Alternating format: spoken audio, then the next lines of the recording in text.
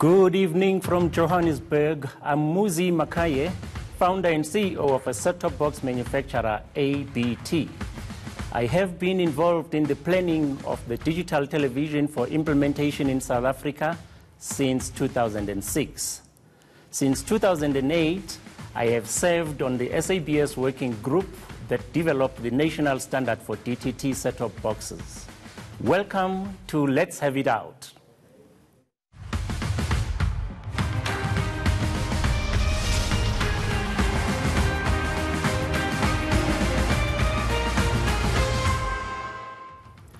Tonight and every night here on EMCA, a variety of different newsmakers will get their chance to host this program, interview people with whom we disagree, and give you a chance to get involved in the conversation, unfiltered, accountable, and accessible.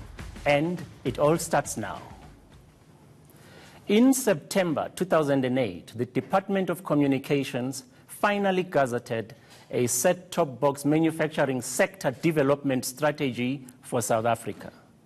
This happened after extensive public engagement and consultation. The strategy had been approved by Cabinet in February of the same year, 2008.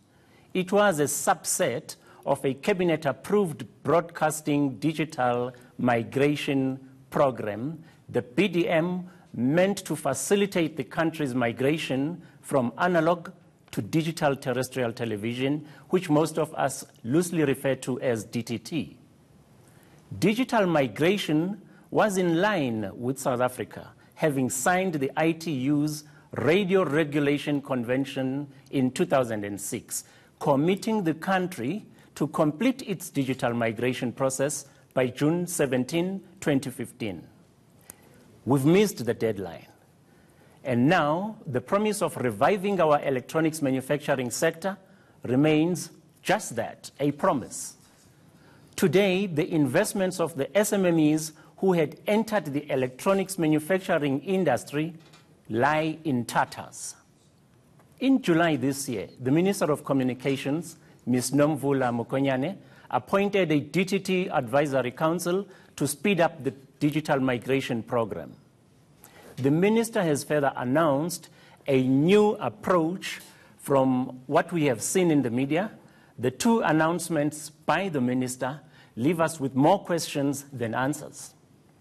To discuss this further and try to give answers, I'm joined tonight in the studio by Dr. Mashilo Buluka.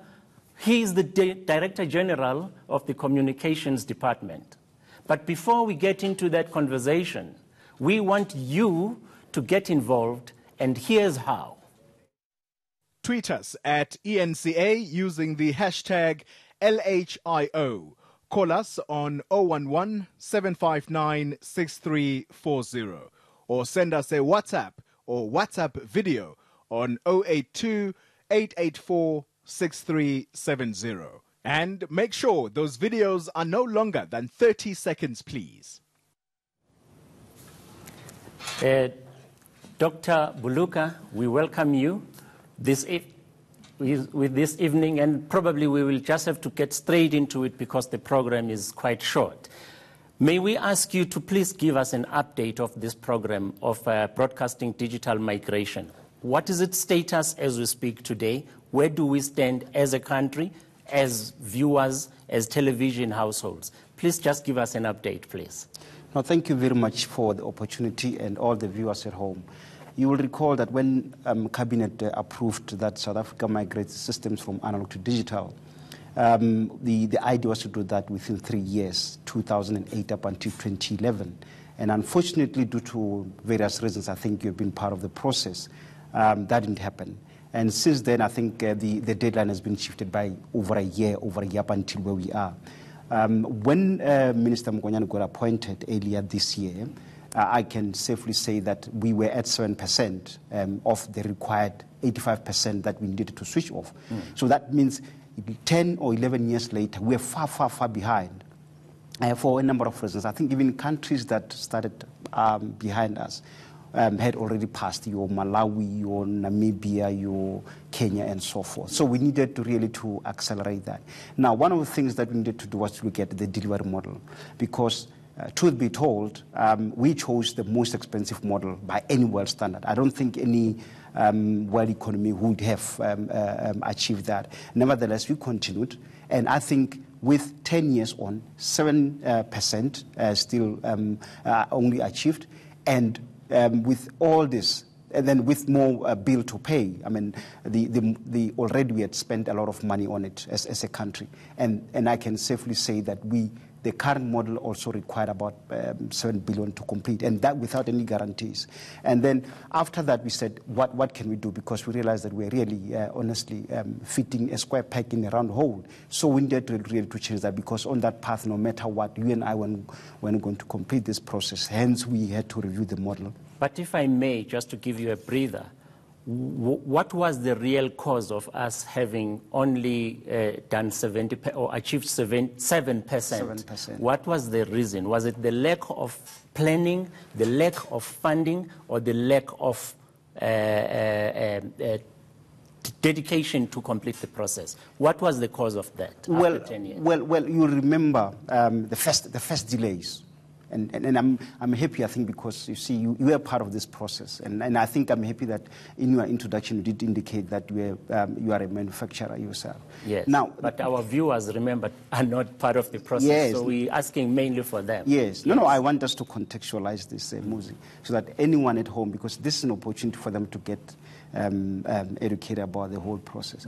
The first delay, all of us know, was that year that we spent in 2010 discussing which standard to take, despite Cabinet having approved a DVBT standard. But we spent the whole year discussing that. Who raised the issue of which standard to take after the Cabinet had made a decision? Well, the powers that be at that time. I think we are part of the process. Okay, fine. So the powers that be were the first to cause the delay. Yes. Okay. Then others, I think, related to the legal challenge that this project, I think, was riddled with.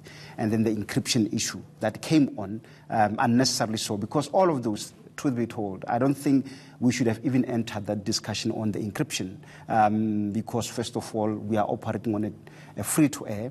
Secondly, this is, if it's free-to-air, the question was who's going to pay for that? And that's why we call it terrestrial. It wasn't about pay.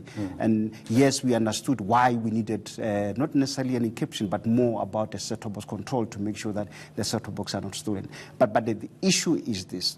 We shouldn't have had that debate at all.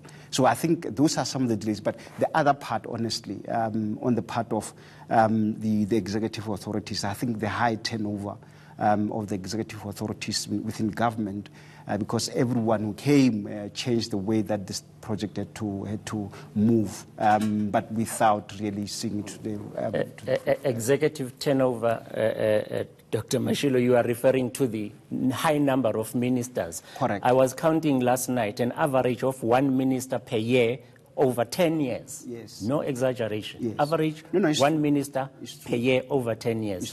So that is why I referred to, was it possibly a lack of will to migrate from analog? Because somebody should have seen that we are delaying. We are stuck, actually. We are not delaying. We are stuck, not moving. You see, one of the critical challenges, and I think even if you read the NDP, is one of those that reasons why South Africa probably we are stagnating so far as development is concerned, is around policy discontinuity. In other words, even though we can choose a policy direction, a policy path, somewhere along the line we continue to change it. Yeah. And I think it's very important that as we move, and I think DTT has provided that example, that maybe in the future, once we adopt a policy, it doesn't matter who comes in. As long as South Africa, that's the policy path that we are taking. And I'm happy that the NDP started that process to say, irrespective of whoever comes into office, this is the path that South Africa is going, and that's where we should go. And in that way, I think there won't be any change, of course, along the line. Yes. That's why now we are sitting with a lot of money that's spent on this project, but with little progress on it. As though the policy direction and its changes now and again when a new minister comes in was not enough. We hear now, today as we sit here, that the minister has approached or has announced a new approach. Isn't that adding to this continuous changing of policies. What is this new approach going to do that the previous 9 ministers were not doing? Okay, let us be honest. And I'm happy that I'm talking with someone who understands this project well. We are faced with a very serious situation here. The economic environment within public sector is not, positive. We don't have the money to fund. I mean, even if I can say now, where are we going to get the 7 billion that I've said? That's the first thing. Secondly, in what way can we migrate in a manner that is faster? Because with the current model, no matter how we want to say it, we won't do it in the next 4 years. You can look at other countries that have taken a similar approach. Spain had to redo it.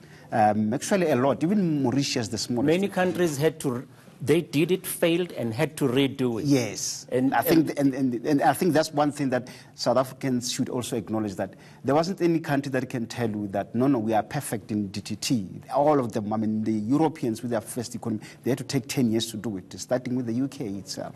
DG, after the break, we will continue with this conversation, and I would like us to take on from the point of what is the new approach really entails. What does it really entail?